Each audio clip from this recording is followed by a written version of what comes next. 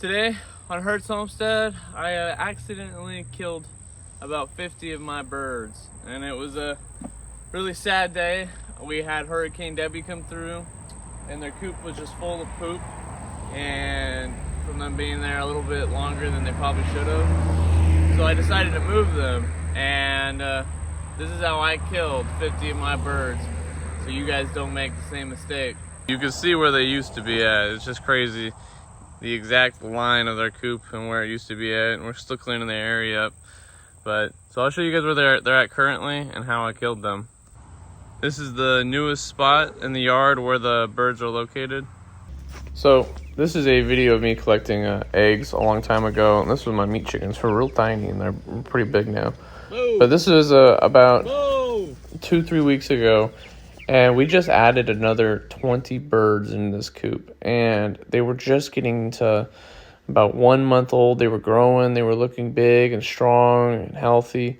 And so this is just one of the sad things, you know, all the little tiny baby birds passed away when I moved their coop.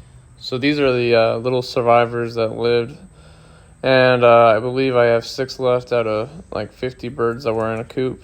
And we were just getting another coop coming in here soon to build, so they'd have more room. You can see this is where I buried a lot of the dead bodies, a lot of the baby ones that just were getting old enough. And this is where, sadly, because of time, you know, I had to butcher them all in a very short amount of time. You can see all their feathers and wings and stuff. So I stuck them in here in this big bucket, and I moved them inside so they would have a, you know, be a little cool and just, you know, not overheat. And what ended up happening was, because quail's metabolisms work overtime, is they cook themselves in their own box with their own body heat. These quail were only in the box for about 15 to 20 minutes, and I didn't even put the lid on all the way so they could stay cool. But apparently that was not enough. I put it on just like that and moved inside. And out of those 50 birds or whatever, only 5 of those birds lived. So, as you guys just saw, it's just sad. Like, I almost cried.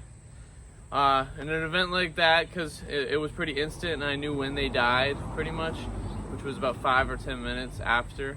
I got in there and I started processing them, and when I started processing them, you could tell that they were overheated, but their meat's still good for at least 10-20 minutes. You just want to get those birds processed as quick as you can, get their bodies cooled down to a good temp, and then get those birds in either a fridge or an ice bath, because their body will start going bad and you'll smell it and they get stinky and gross. But yeah, I was covered in blood after processing them, and it was sad because we lost Ugly Duckling. If any of you guys have been with the channel for a while, he was a bird that nobody expected to live. His mouth was screwed up, his eye was screwed up, and he sadly passed away. A lot of the smaller birds are actually the ones that lived, and I don't know even if I kind of want those birds, because their genetics, they're a lot smaller. And I raise my birds for 2 reasons: meat and eggs. So, but you learn as you do this homesteading experience, and it's good. It's important that I share this with you guys, because these little mistakes can happen to you guys.